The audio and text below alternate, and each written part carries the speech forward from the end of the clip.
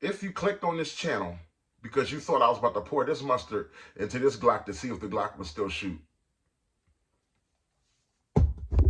you got the wrong channel, man. What's going on, guys? Welcome to Big Boy Noise. I'm your host, and I just want to talk today. Let's just focus on a few things. Torture tests, firearm torture tests. I'm here to say that I don't want a torture test to be what assists you on purchasing a firearm, because 9 out of the 10 torture tests that you see really don't amount to anything in the real world.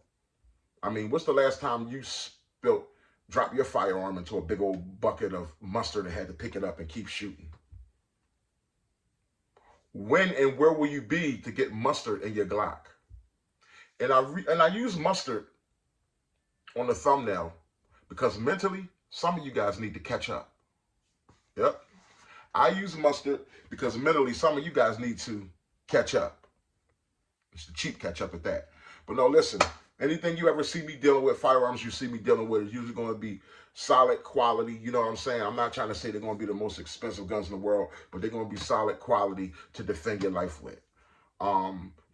These torture tests, the only thing I like about torture tests, I like 500 round tests and 1,000 yards through a firearm to see how it holds up and something that makes sense, like how it shoots, how durable it can shoot, how hot it can get and still continue to shoot. But as far as dropping a gun off of a 5-story building, when's the last time you jumped off of a 5-story building? You ever ask yourself that? As far as running a gun over with a car, when's the last time you even got ran over by a car? As far as banging on a gun with a hammer, this stuff is good. It's good for marketing, but let's just keep it real. You want a good firearm that's going to eat whatever kind of ammo you give it, that's going to cycle well, and that's going to run even when it's hot.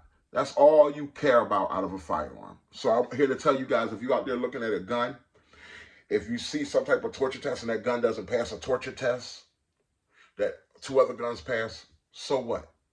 None of us here are Rambo. You know what I mean?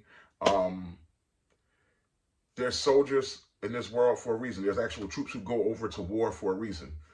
And those troops have had everything from SIGs, the typical firearms that we buy. Some are on a little bit of a higher grade that only they can get access to. Typical solid rifles, AR-15s, AK-47s that we use. There's no such thing as like a super gun. You know what I mean?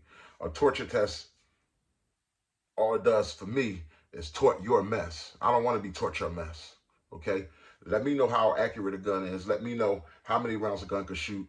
Let me know if a gun jams or not. And that's it. I don't need to jump out of swamp mud shooting a gun. I don't need to be buried in sand and jump out of the sand, because last time I was in sand, I was on the beach. And frankly, if I'm on the beach, that's a whole nother story. I'm going to be having a good old time, okay? I'm not going to be thinking about. And if I had my firearm on the beach, it wouldn't get full of sand. I still wouldn't allow it to get full of sand, okay? Let's just get past some of the stupid stuff out here, man. You guys share in the comments, how do you feel about guns passing torture tests, and what did you learn from a torture test? All I learned from a torture test is that a gun could fire underwater, different guns could fire underwater, but none of that stuff is applicable to the real world. It's kind of like people say, you know, like sometimes when you go to school and you just kind of think to yourself, why am I learning this kind of math?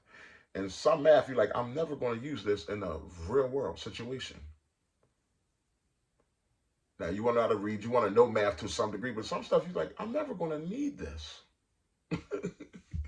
This torture test is never going to be applicable to my real world. All it's going to do is make up scenarios to get my money or to make me feel as though my gun is inadequate.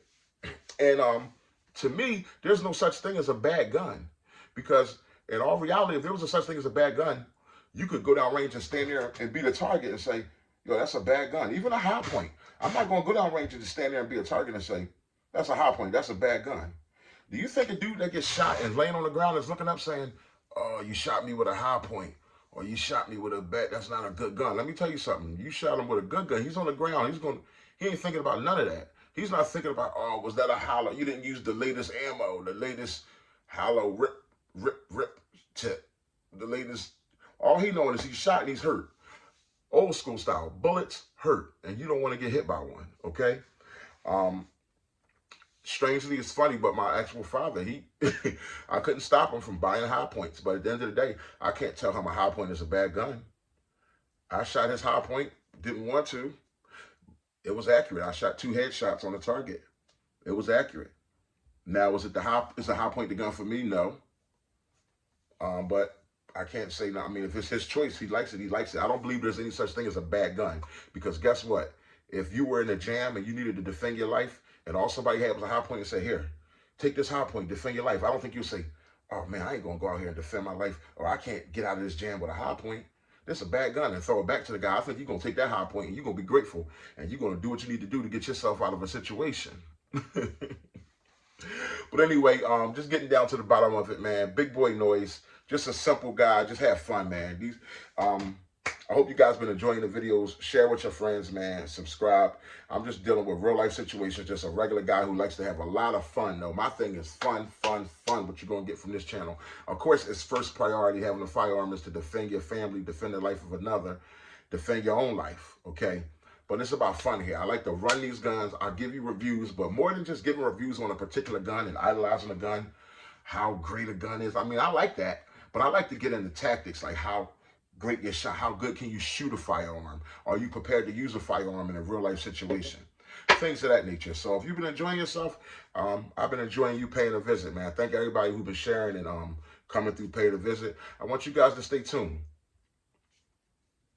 What's going on, everybody? Thank you so much for taking the time out in your day to come by and visit my gun channel. Welcome to Big Boy Noise. I hope you subscribe, hit the icon bell at the bottom so you can get alerts whenever I post a new video.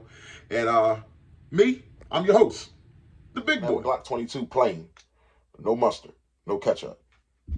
Thank you, sir.